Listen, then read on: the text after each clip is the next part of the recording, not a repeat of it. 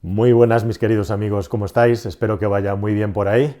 Habíamos quedado que íbamos a dedicar un post específico, una entrada al mundo de los híbridos enchufables, concretamente aplicado a furgonetas. Y tenemos por fin una primera aplicación que tiene visos de ser realidad, de salir al mercado próximamente, que es el trabajo que ha estado haciendo Ford con una plataforma híbrida enchufable que va a utilizar en sus turismos, como os conté en una entrada anterior, en distintos vehículos, empezando por el Kuga, pero también por el Explorer, pero que también este paquete de baterías y motor eléctrico lo quiere trasladar a algunos de sus vehículos industriales. Además de esto, Ford también está desarrollando una Transit puramente eléctrica, una furgoneta grande, pero eso no va a ser objeto de esta entrada. En esta entrada me voy a centrar en esta plataforma, como digo, híbrida enchufable, a la que también le podríamos llamar de rango extendido, porque es curioso que Ford le llama PHEV, le llama Plug-in Hybrid Electric Vehicle, pero realmente, desde un punto de vista formal, habría que llamarle vehículo eléctrico de rango extendido, aunque está ahí en el límite si tenemos en cuenta la autonomía y lo medimos por el tema fiscal o legal de qué es lo que se considera un vehículo de cero emisiones, ¿no? Hay que tener en cuenta que un vehículo de cero emisiones es todo aquel vehículo que está aproximadamente sobre los 45 kilómetros, varía un poquito, pero sobre los 45 kilómetros de autonomía eléctrica. En este vehículo, Ford declara que hay 50 kilómetros de autonomía eléctrica, por lo tanto es un vehículo que en caso de salir al mercado finalmente con estas prestaciones tendría etiqueta de cero emisiones. Y además, el motor térmico que lleva, el motor 1.0 turbo de Ford, es un motor que aquí actúa puramente como generador, no hay una caja de cambios propiamente dicha, etcétera, etcétera. Está simplemente para actuar como generador cuando la batería llega a cierta capacidad límite, a partir de la cual necesita una fuente externa para que el coche siga funcionando. Así que desde ese punto de vista, formalmente, deberíamos de llamarle vehículo eléctrico de rango extendido y no híbrido enchufable como le llama Ford. Pero al final, bueno, independientemente de cómo le llamemos, lo interesante es si las tecnologías que embarca y el sistema de propulsión que embarca es suficientemente interesante y si puede tener aplicaciones interesantes como os voy a contar. De esta plataforma, esta base, Ford la puede aplicar perfectamente a las Tourneo de cierto tamaño o también a las Transit. Es indiferente. De hecho, en la presentación en la que yo he asistido hay dos aplicaciones, una puramente de furgoneta de carga y otra de transporte de pasajeros, como sería el caso pues, de una Mercedes clase V o los equivalentes que hay en Renault, Opel, etcétera, etcétera. Así que independientemente de que esta aplicación sea en la Tourneo Custom para llevar a pasajeros o más tipo Transit para llevar carga, la plataforma es la misma. Y la plataforma está basada en un motor eléctrico cuya potencia todavía no está clara cuál es, pero es un motor eléctrico que es el que en todo momento mueve las ruedas delanteras. Además del motor eléctrico, tenemos un motor térmico sobre el que ahora voy y lo más importante y principal, una batería que es la que acumula energía, que tiene en este caso 13.6 kilovatios hora de capacidad. Con esa batería, Ford declara que en estas furgonetas de un tamaño medio, más bien tirando a pequeño, pero un tamaño mediano, pues son capaces de hacer 50 kilómetros de autonomía en modo puramente eléctrico y, como digo, por eso tendría la posibilidad de tener, eventualmente cuando se homologara, si lo cumple, con la etiqueta de cero emisiones, con las ventajas que eso aporta, ya digo, ya sea como un vehículo de transporte de pasajeros, vehículo mixto o como vehículo de carga para furgoneta, para reparto. Lo importante, como digo, es que el sistema de propulsión es idéntico al de, por ejemplo, otros vehículos de Ford, la idea, el concepto, en el que tenemos la batería que alimenta el motor eléctrico y luego, por otro lado, tenemos el motor que en este caso es 1.0 turbo. Es interesante que se utilice este motor, que en Ford ya va por su segunda generación. Esta generación sería la tercera, puesto que es la primera vez que se utiliza como generador propiamente dicho. Y es interesante, digo, porque la primera generación de este motor, digamos que desde un punto de vista del uso, yo he tenido ocasión de poderla probar, era un motor interesante por prestaciones, no así tanto por consumos. Los consumos que prometía, desde luego en utilización real, ni de lejos se conseguían. Era un motor 1.0 con una potencia específica muy alta, hasta 125 caballos, que luego te venía a consumir como un motor 1.8 o 2.0 de gasolina cuando realmente le exigías. Si había alguna pequeña ventaja en los consumos, estaba sobre todo en una utilización muy suave, ¿no? Muy fina. Ahí sí que le podías arañar alguna décima. Pero bueno, es interesante ver cómo Europa, porque Ford, estos motores, tenéis que saber que Ford básicamente es una empresa alemana en lo que se refiere a los desarrollos que hace en Europa, pues como tantas otras empresas europeas apostó por la miniaturización, porque si alguna ventaja sobrevenida tiene el downsizing, que seguramente cuando se pensó en todo este sistema, que está muy relacionado también con Bosch y el peso que tiene Bosch en Europa a la hora de desarrollar los motores, pues una ventaja que nos puede aportar es la reducción de peso, ¿verdad? Y una ventaja muy importante de llevar todo este paquete a un vehículo industrial es justamente que no interfiera en la capacidad de carga del vehículo. Esto es un problema en los camiones y en las furgonetas puramente eléctricos, que como el peso de las baterías es tanto, podemos estarle restando capacidad de carga al vehículo al margen de que la autonomía sea muy reducida, ¿no? Bueno, la buena noticia en este invento de Ford es que este vehículo no le quita ni un centímetro cúbico de espacio al vehículo respecto a uno convencional diésel, que también va a salir híbrido ligero o gasolina. Así que en ese sentido está muy bien cubierto, y por eso el híbrido enchufable llevado a un vehículo comercial o un vehículo de uso mixto es una idea muy interesante, porque con un paquete de baterías más compacto no estamos interfiriendo ni en la capacidad de carga del vehículo, ni tampoco interfiriendo negativamente en su autonomía en lo que se refiere a aumentando el peso descaradamente. No sabemos muy bien cuál es la diferencia entre llevar un motor 2.5 diésel turbo en el morro y llevar este 1.0 más el motor eléctrico más las baterías, pero seguramente la diferencia de peso en este caso no es un factor importante a la hora de homologar el vehículo, tanto en consumos como en lo que es la capacidad de carga, como estoy diciendo. Por supuesto, el interés en utilizar y comprar un vehículo de este tipo va a estar muy relacionado con el uso que se le dé al producto, pero el hecho de tener un motor de gasolina que actúa como generador hace que, independientemente de que te muevas mucho por ciudad o que hagas trayectos dentro de ciudad y luego carretera, o que hagas un reparto puramente de carretera, el hecho de tener el extensor de autonomía pues hace que el vehículo cubra todas estas necesidades, y por lo tanto pueda ser una alternativa perfecta a un vehículo industrial pequeño diésel, que es lo que viene a sustituir esta furgoneta de Ford. Bueno, este motor 1.0 turbo que actúa aquí como generador, no sabemos todavía cuánta potencia va a tener. Yo calculo que va a estar entre los 115 y los 125 caballos de potencia, lo cual debería de ser suficiente. Allí en la presentación hablábamos de que aproximadamente un tercio del tiempo que se había utilizado había estado utilizándose en modo eléctrico y 2/3 en modo de gasolina, y este generador pues aproximadamente puede subir hasta las 4.500 revoluciones, 4.500 o 5.000 revoluciones como régimen máximo para poder generar electricidad y seguir moviendo al vehículo. Una cosa extra que os quiero contar sobre este producto es que tiene 4 modos básicos de funcionamiento, como tienen la mayoría de los vehículos eléctricos de rango extendido con extensor de autonomía. Tiene un modo que tú puedes seleccionar en el que el coche va a circular de manera puramente eléctrica hasta una velocidad no declarada. En el caso de estas furgonetas, pues yo calculo que debe de estar entre los 100 y los 120 km por hora más o menos, pero en todo caso tú puedes seleccionar que el vehículo esté en modo puramente eléctrico, interesante sobre todo para moverse en ciudad y en carreteras de circunvalación donde el límite de velocidad siempre esté de 80 hacia abajo. Ahora os cuento por qué. Tienes un modo en el que puedes hacer lo contrario, puedes hacer que conservas la batería, el modo de conservación de la batería, en el que básicamente el coche va a funcionar con el generador y va a actuar como un híbrido, va a utilizar una porción pequeña de la batería para acelerar y va a estar también regenerando energía cuando frenas o cuando el motor gira, entre comillas, libre, pero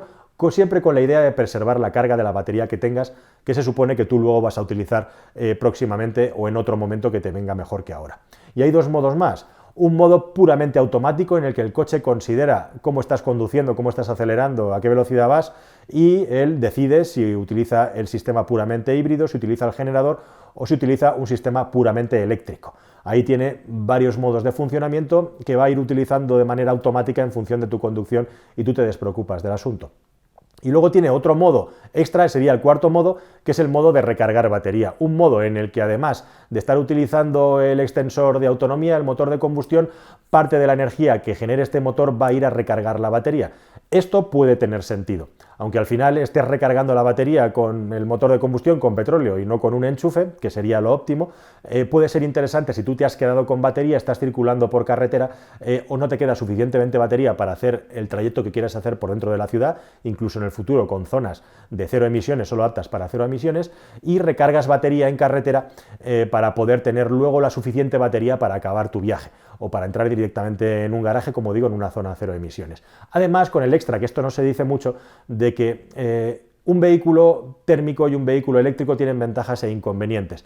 La ventaja de cargar batería en carretera en un vehículo de rango extendido es que, justamente como digo, cuando estamos con el motor a altas revoluciones, cuando estamos en carretera, que es a donde más necesidad energética tenemos, es a donde un motor térmico tiene mejor rendimiento. Cuando más cerca estamos de la potencia máxima, normalmente un vehículo térmico tiene mayor rendimiento. Así que si hay un buen momento para cargar una batería en un híbrido enchufable o en un vehículo de rango extendido es cuando estamos en carretera. Ahí vamos a sacarle el máximo rendimiento, digamos, al petróleo que estamos utilizando en ese caso. A partir de ciertas velocidades, el consumo en una conducción puramente eléctrica aumenta tanto que puede ser interesante también preservar la batería. Nos va a ser mucho más eficiente utilizar la batería dentro de ciudad a menor velocidad, porque nos va a dar mucha más autonomía que utilizarla en carretera. Así que aunque todavía nos quedara batería, en un vehículo de este tipo y en cualquier vehículo que tenga capacidad de moverse en modo eléctrico y en modo de combustión, va a ser interesante que en carretera estemos con el modo de combustión conectado si vamos más allá de los 80 km por hora, porque esa capacidad de la batería nos es infinitamente más útil cuando estamos circulando a 70, 50, 30, 20 km por hora de media, es decir, dentro del centro de las grandes ciudades o en las zonas limítrofes del centro de las grandes ciudades.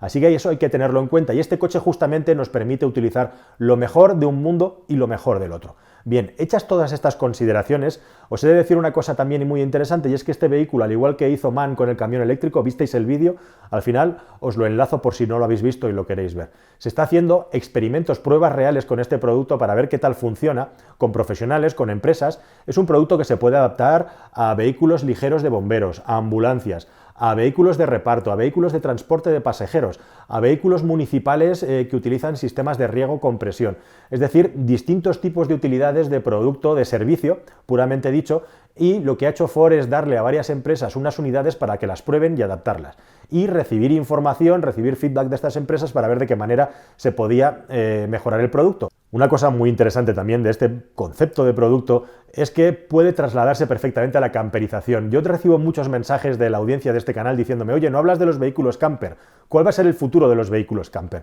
Bueno, pues los vehículos camper, por su concepción, al margen de que alguien quiera meterle baterías como cualquier otro producto y moverse de manera puramente eléctrica, puede haber soluciones interesantes. Una solución interesante puede ser que se muevan con gas, por el asunto de las emisiones. Mejoramos mucho emisiones de CO2, mejoramos muchísimo emisiones de partículas. Pero también estos vehículos híbridos enchufables tienen ese potencial en tanto en cuanto no están restando, digamos, espacio en el interior y nos permiten movernos de una manera que podemos regenerar energía. Además, el uso de utilizar esta batería puede darnos muchísimo juego para poder pernoctar en sitios en los que no podemos tener carga eléctrica, al tener el motor generador que puede cargarnos la batería y luego utilizar esta batería para todos los suministros de la camper. Pero es que yendo un paso más allá, este vehículo también permite una conversión a gas y utilizar el generador en lugar de con gasolina con un depósito alternativo de gas. Entonces ese depósito de gas nos podría permitir, además de utilizarlo para mover el generador y así tener electricidad, para los suministros directamente de gas que necesite la camper, como puede ser la cocina o como puede ser el agua caliente para podernos duchar dentro del vehículo. Así que desde mi punto de vista, un vehículo híbrido enchufable, tenga o no una conversión a gas, con su generador, que siempre va a ser más eficiente que un motor convencional de cambio de marchas, pues vamos a poder tener resueltas todas nuestras necesidades, digamos, energéticas, cuando estemos moviéndonos por ahí, independientemente de que al final estemos en un camping y podamos enchufar el coche a la red eléctrica directamente o no, que es la manera, por decirlo de alguna manera, más eficiente de hacerlo, ¿no? Pero esto nos daría teórica libertad para podernos mover sin tener que depender de tener una toma de corriente, si estamos por ahí en el campo, si estamos perdidos en cualquier lugar, y poder utilizar bien la gasolina, bien el gas, para poder alimentar todos los consumidores eléctricos del vehículo, y en el caso de que además tengamos el aporte del gas, pues poder alimentar, como digo, directamente la cocina, incluso la ducha, por supuesto, y por qué no la calefacción, aunque en este caso seguramente utilizar también una calefacción eléctrica sería más interesante. En definitiva, al final en las camper lo que se utiliza sobre todo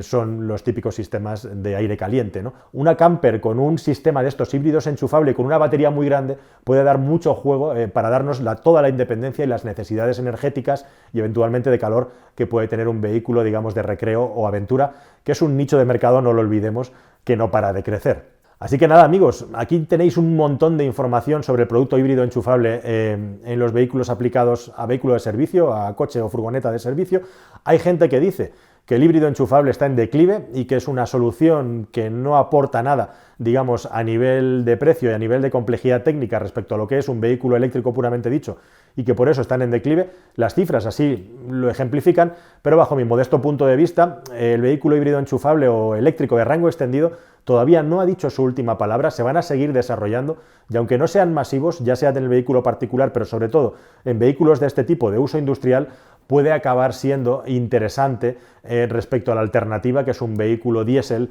o un vehículo de gasolina con un motor de gran cilindrado y un consumo mucho mayor. El mercado va a ir viendo cuáles son las necesidades, digamos, que mejor se adaptan a la oferta de este tipo de producto y veremos si finalmente acaban cuajando o no. Pero desde luego, cierto potencial, como os he intentado explicar y demostrar en este vídeo, tienen. Por supuesto, el factor precio es fundamental. Aquí no lo sabemos, hay algunos detalles y algunos datos que todavía quedan por darse y veremos si finalmente es atractivo para los profesionales. En última instancia, os quiero contar también que este producto, como digo, se está utilizando en una prueba piloto que ya ha terminado en Londres y posteriormente va a ir a Alemania, creo que recordar, hablo de memoria Colonia, y también en España, en Valencia, va a haber mucho movimiento de este vehículo y pruebas con empresas reales. Así que nada, amigos, espero que esta información os haya resultado curiosa e interesante. Si tenéis alguna aportación que hacer o ideas que aportar, pues por supuesto encantado de que lo comentéis.